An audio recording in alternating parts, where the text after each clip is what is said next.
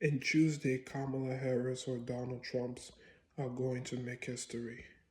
If Donald Trump wins, it will be the first president since Grover Cleveland to win two non-consecutive terms. The the irony about this is somebody who gained 11 million more votes for his re-election.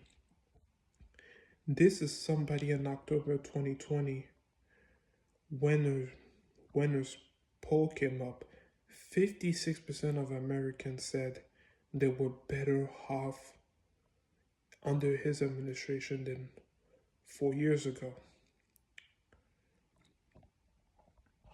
This is also, he was the big reason why Republicans pick up 13 seats in the House of Representatives in the 2020 election. He's a big reason people like Marjorie Taylor Greene, people like Lauren Boebert, people like Christine Nome, people like Ron DeSantis won their races because he led the charge.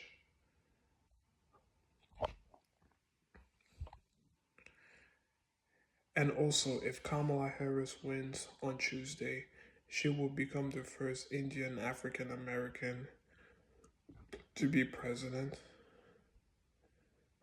And the irony about this is she was installed as the nominee. She replaced Joe Biden, who didn't even want to drop out.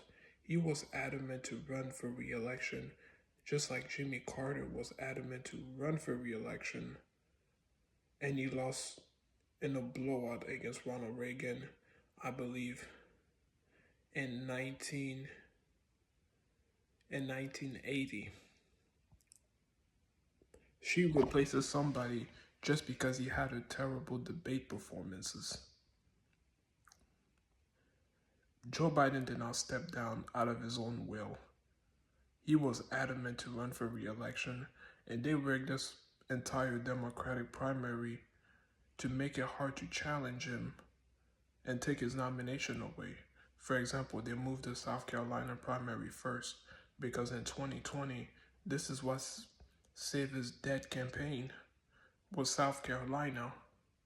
And then they canceled debates with Marianne Williamson, who was a Democratic candidate at the time, along with RFK Jr., to expose his mental capacity so the voter can have a chance to choose an alternatives.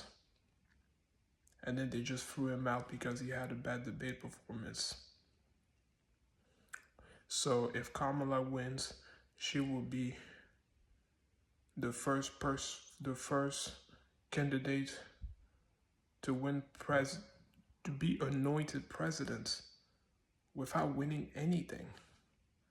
I mean, Gerald Ford also was anointed president because Richard Nixon resigned in 1974 because of the Watergate issue. That was after Richard Nixon won re-election in 1972. And then in 1974, he had to resign because of the Watergate scandal. So either or, both Harris and Trump are going to both make history.